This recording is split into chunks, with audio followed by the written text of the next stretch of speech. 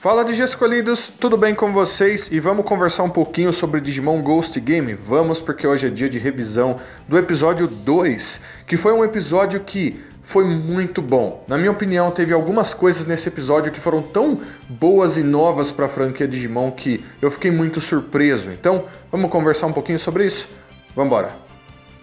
Então a premissa do episódio foi bem simples. O Hiro e o Gamamon precisavam descobrir o que estava acontecendo com várias pessoas que estavam desaparecendo e também com uma espécie de múmia que estava aparecendo andando por aí, né? Então, mais uma vez, estavam chamando de fantasmas holograma, que aquela múmia se parecia com um, né? O Hiro fica extremamente interessado nisso.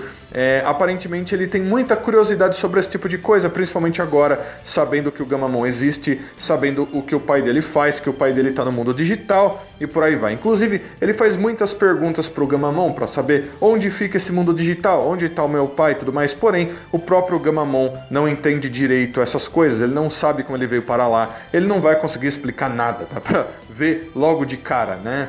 E uma coisa que eu acho que é muito importante citar para vocês, galera, o Gamamon é muito, muito bonitinho. Ele é muito fofo demais. Meu, mesmo se você não gosta desse tipo de coisa, você vai acabar gostando muito do Gamamon só por causa disso. Eu acho que esse é um dos pontos mais fortes dessa temporada. O Gamamon me lembra bastante o Guilmon, como ele se comporta. Se você assistiu Digimon Tamers, você vai entender. Mas ele consegue ser mais fofo ainda, mais legalzinho ainda, com o jeito dele, com a voz dele. O que a gente viu nesse episódio pra ele foi incrível. Eu adorei isso nesse Digimon, foi super legal. Eu espero que vocês tenham gostado também. Então, mais uma vez, a gente tem o envolvimento dos outros escolhidos dessa temporada nesse episódio, mas não com um foco muito importante. Apenas no final do episódio parece que eles vão começar a dar mais importância para eles, mas faz sentido, afinal de contas eles precisam trabalhar os protagonistas primeiro para a gente entender como eles funcionam, né? Então a gente vê a Aruri no museu, a gente vê o Kyoshiro ali com muito medo de tudo que ele tinha presenciado, o que tinha acontecido lá com o Clockmon, né? Então ele ainda tá cheio de medo, ele ainda tá falando, ó, coloca uma janela reforçada no seu quarto para que nada aconteça novamente, eu não vi nada, e daí ele sai correndo cheio de medo mais uma vez. E no caso da Aruri, ela é o total oposto, ela quer que essas coisas aconteçam. Ela estava sabendo daquela múmia e das coisas desaparecendo e tudo mais, mesmo assim ela foi até o museu e ficou chamando para que as múmias ficassem vivas, porque ela queria ver aquilo acontecendo. Por que ela está fazendo isso? Talvez por curiosidade, talvez por algum outro motivo que a gente vai ter que esperar para ver o que realmente acontece. Porém, quando a gente chega bem no final do episódio, a gente vê que o Angoramon estava seguindo ela. Então, se ela sabe que o Angoramon já está ali, ou se ele está acompanhando ela porque ele é o parceiro dela, mas ela ainda não sabe, não dá pra gente saber bem. Provavelmente a gente vai ficar sabendo disso no próximo episódio. E tem uma outra coisa que eu quero mencionar para vocês, pessoal. Vão prestando atenção nos outros personagens humanos, amigos dos escolhidos que aparecem nesses episódios, porque tem grande possibilidade de que alguns deles, ou pelo menos um deles, acabe se tornando um outro Digi escolhido mais pra frente na temporada.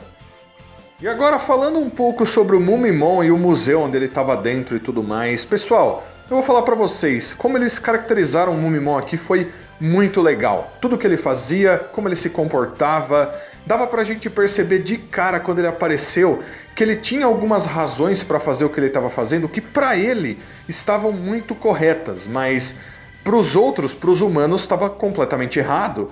E ele não percebia isso. Então ele estava literalmente sequestrando pessoas e transformando essas pessoas em múmias e prendendo essas pessoas em alguma parte do museu que ninguém conseguia ver, né? Meio que escondido na parte de baixo, no subsolo, vai saber. Bom, ele estava fazendo isso e ele achava que o que ele estava fazendo era o correto. Até certo ponto, quando os protagonistas perguntam para ele, viu, mas por que você está fazendo isso?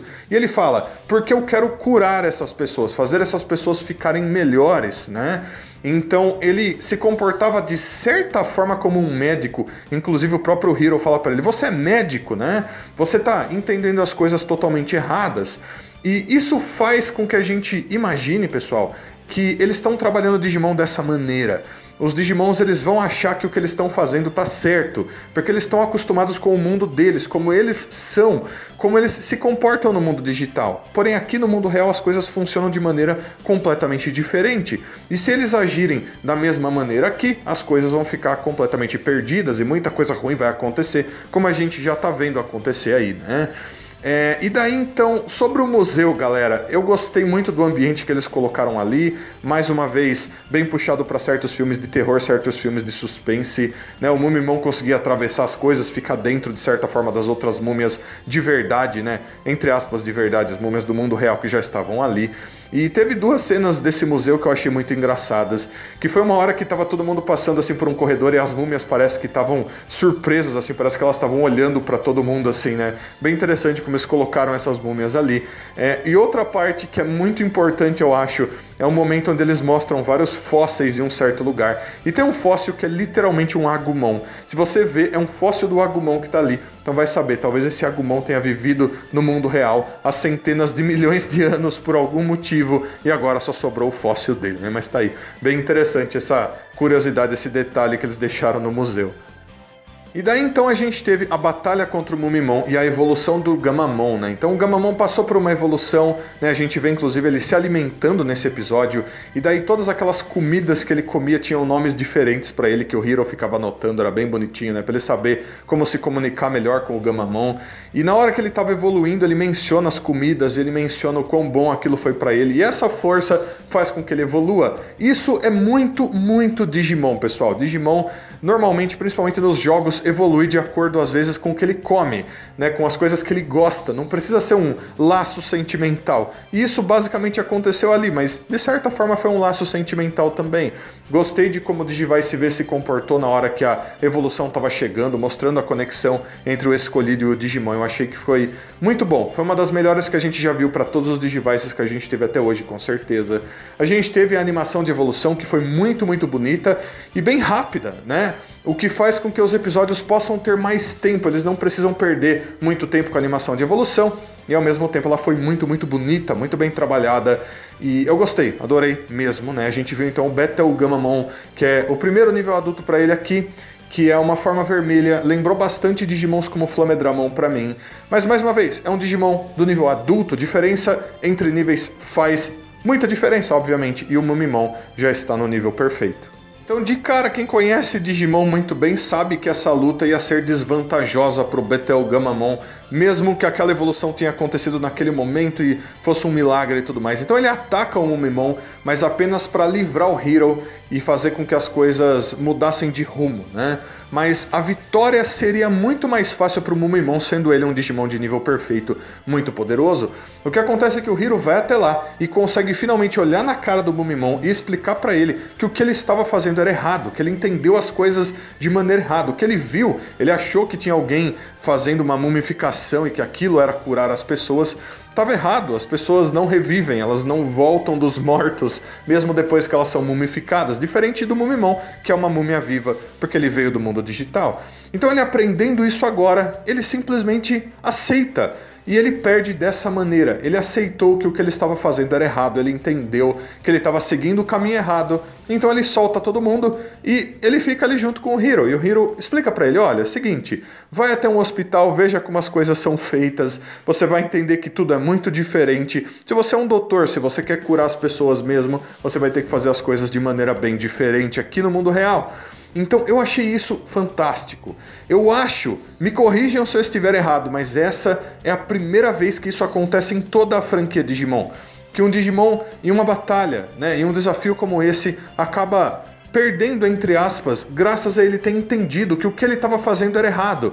Então ele parou, ele falou, nossa, eu estava fazendo uma coisa errada, eu estava confuso, deixa eu parar agora e tudo mais. E é interessante porque isso afeta os Digimons de maneiras diferentes. A gente vê que as expressões do Mumimon eram muito aterrorizantes quando ele estava fazendo aquelas coisas, as coisas que ele falava e tudo mais, o jeito com que ele falava. E depois quando ele percebeu que ele estava errado, ele mudou, né? Na hora ele mudou. O que é bem mais simples de acontecer com o Digimon do que com o ser humano, e a gente sabe disso muito bem. Mas eu gostei muito de como eles fizeram tudo isso, a personalidade do Mumimon estava muito boa também, e dá pra gente perceber que o trabalho que eles estão fazendo com os Digimons nessa temporada é maravilhoso. Então, galera, eu vou estar falando da prévia do próximo episódio a partir de agora. Se você não quiser spoilers, por favor, para de assistir esse vídeo aqui agora, tudo bem? Tô avisando para vocês não terem problemas com isso. Então, vamos começar. E o próximo episódio aparentemente já vai dar maior foco para Digi Escolhida do Angoramon. Então a gente vai ver o Angoramon em ação muito provavelmente, né? A gente vai ver mais do Hero e do Gamamon com certeza, mas eu acho que agora ela vai ter maior foco, ela que vai ter que lidar com o problema. Vamos esperar para ver se isso realmente acontece. E pelo jeito que eles mencionaram algumas coisas para prévia, a gente vai ver algum Digimon que faz rabiscos, né? Que faz desenhos por aí. Então tem alguns Digimons que eu pensei que podem estar envolvidos com isso, né, com esse problema. Então, por exemplo, o Ekakimon, que é um Digimon lápis, ou o Drakimon, sendo que o Drakimon gosta de pregar peças nos outros, principalmente rabiscando, desenhando por aí, né? Então, eu acho que esses dois são bons Digimons para estarem causando problemas para esse próximo episódio, como a gente viu descrito aí. Mas vamos esperar para ver o que realmente acontece, então. Mas a prévia, então, fica por aqui.